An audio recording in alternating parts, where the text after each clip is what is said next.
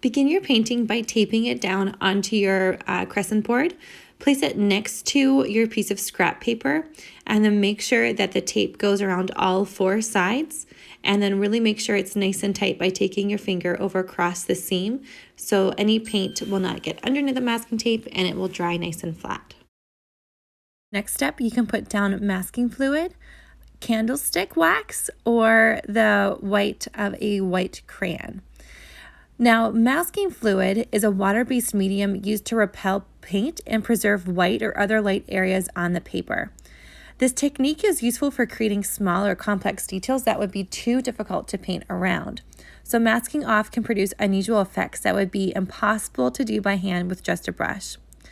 If you do not have masking fluid, using a candlestick or a white crayon works just fine because the wax acts as a resist against the watercolor pigment. Anytime that you're masking off areas, you want to make sure that the paper is completely dry to avoid damaging the surface. We're going to be masking off our highlights and the reflections of the water. Now, I prefer to use a candlestick for this technique or even the crayon, mainly because it kind of gives off these little tiny, or it leaves behind these little tiny bits. And then we end up getting this very glittery effect on the surface of the water. The masking fluid ends up making these really nice, very straight marks, and it doesn't have that glittery effect so much. So I actually prefer the candlestick and the crayon for this technique. If you do end up using the masking fluid, you want to make sure that you clean off your brush immediately after using it with soapy water.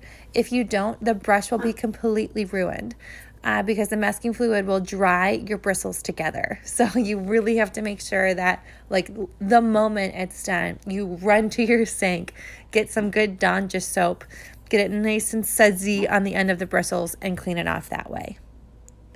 To create marks that make it look like you are seeing highlights or reflections in the water, all I'm making is short horizontal lines.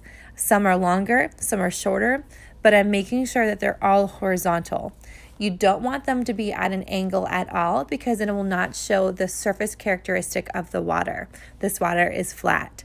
So that's why we want these marks that we're making either with the candlestick, the crayon, or the masking fluid in your brush to be completely horizontal.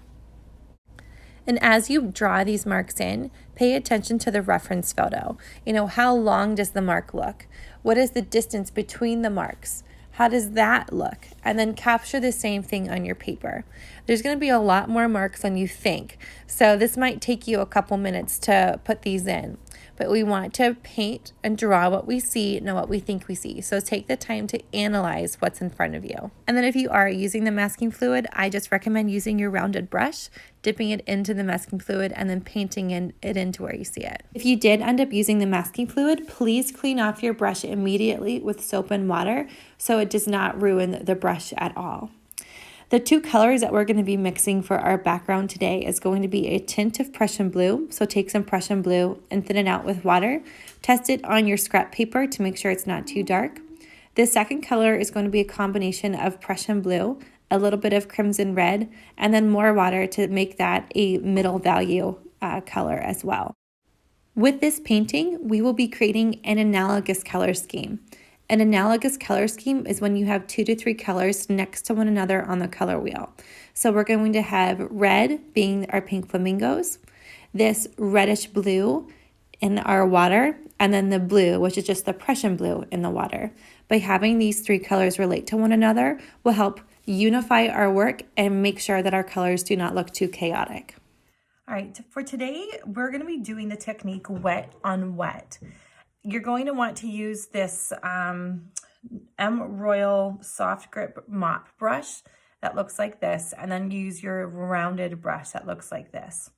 You're going to need to get a bucket of, or not a bucket, but a cup of clean water, and then you're painting. For this technique to work, you have to make sure that the watercolor is wet, and then where you're painting the paint, the paper is staying wet.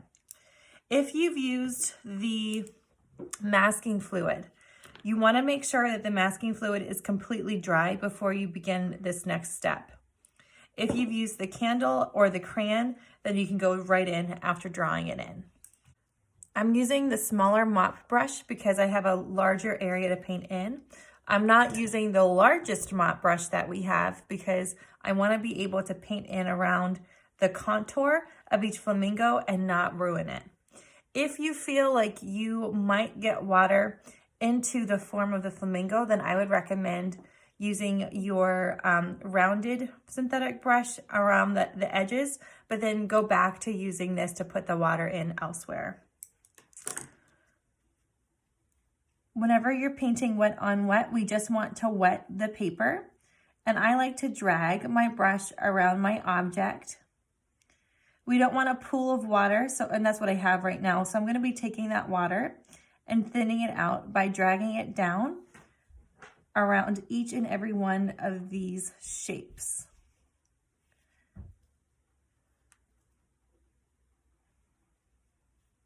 I'm going to go about halfway just for this first part.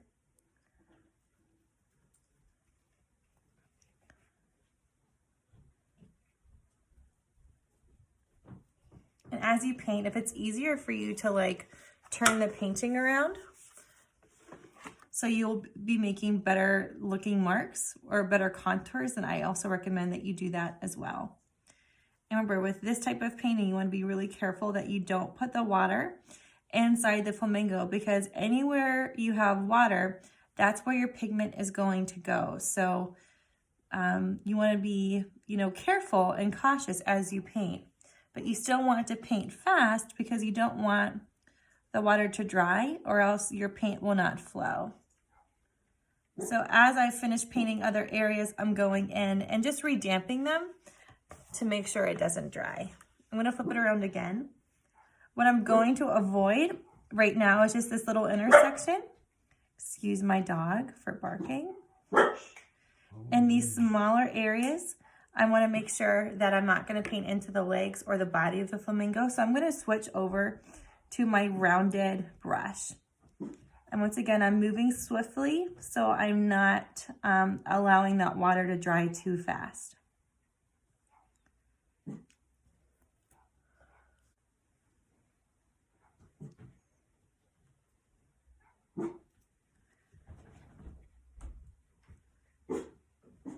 As I am painting, I'm making sure I'm painting into the reflections, but not the main body of the flamingos. And once again, once I get about halfway, I'm going to stop with the water.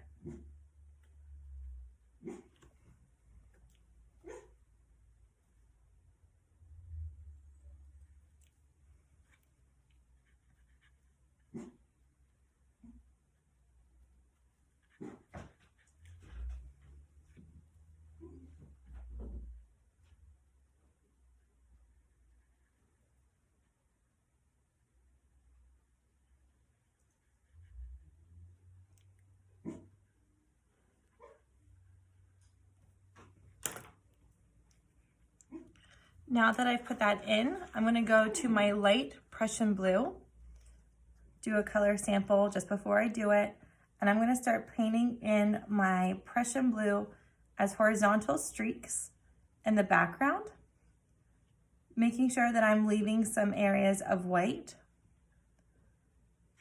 to kind of show like this water ripply effect. Maybe there's clouds in the sky on this day, and this is reflecting the clouds in the sky. And I'll paint this all the way through to where I've put my water in. Make sure you are putting it in as horizontal marks, as we want our surface to look nice and flat. So you don't want to do it vertically. Do it all as horizontal motions.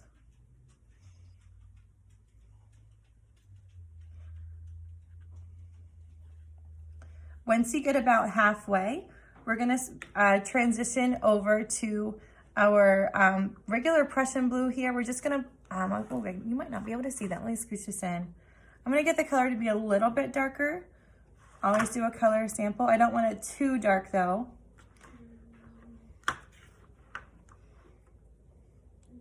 And now I'm going to start building up the darkness.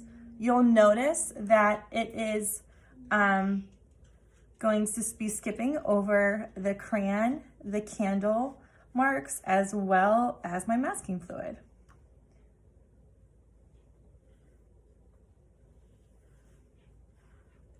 And look at that, it creates this beautiful like glittery effect in the surface of our water.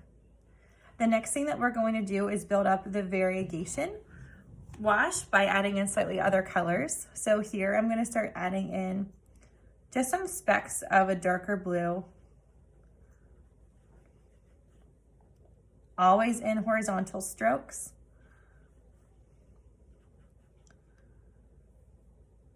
I'm going to kind of concentrate my darker marks around where my shadows are just to help with the reflections later on. But I'm going to let the colors blend into one another. I'm not going to try to do too much there. And I might go in with some straight Prussian blue just to add some really nice vibrancy to the work. But once again, I'm not going to do too much. Just a few marks in here or there.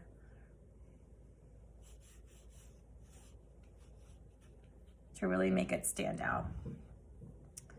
The next thing that I recommend doing is we're going to go to our yellow ochre.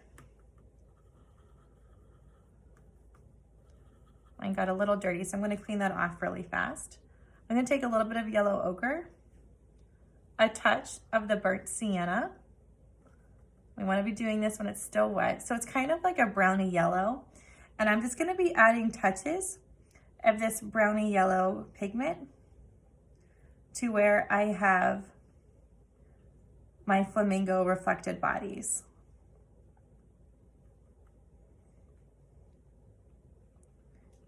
You'll notice in the reference photo that there's like this yellowish type of color that we're seeing throughout. So this is going to help set like a nice little groundwork for us.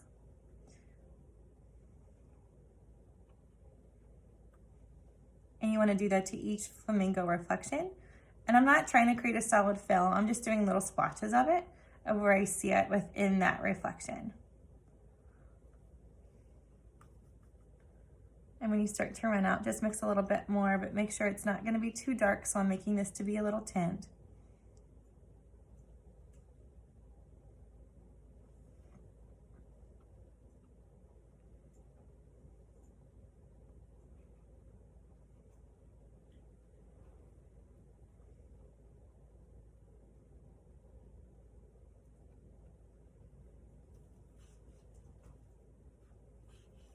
And I'll just add a little bit down here just to carry it through the whole entire section.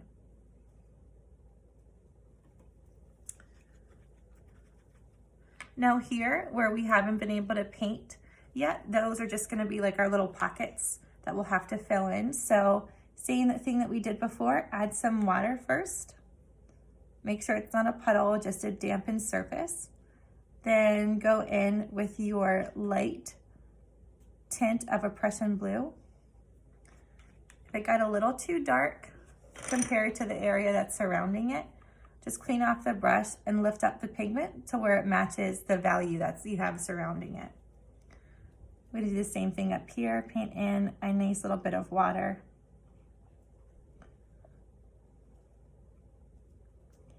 I'm noticing at the bottom of this leg, that's a reflection, so I'm only painting the water, not the leg itself. So just make sure that you do paint through this reflection area here on the bottom, but not the upper part of that leg.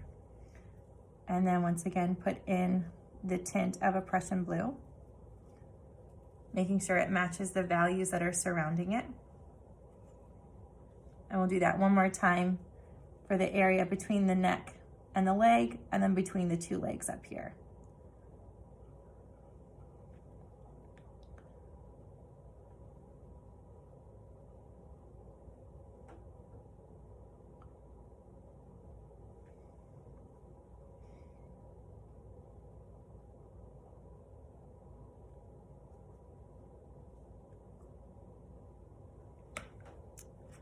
Now the last step that we're going to do is we're going to clean off the brush. So it's a slightly dry, dampened brush.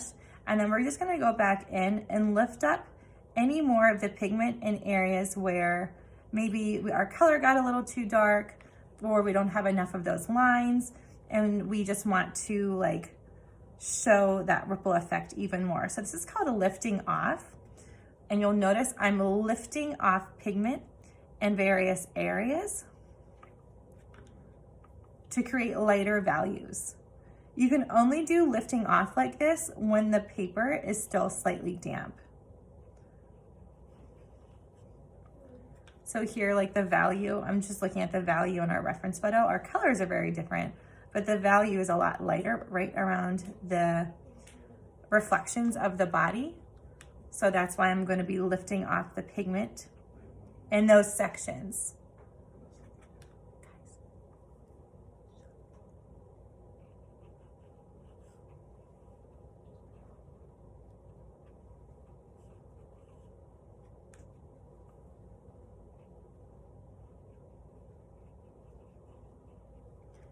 As you lift off, make sure you're keeping everything horizontal.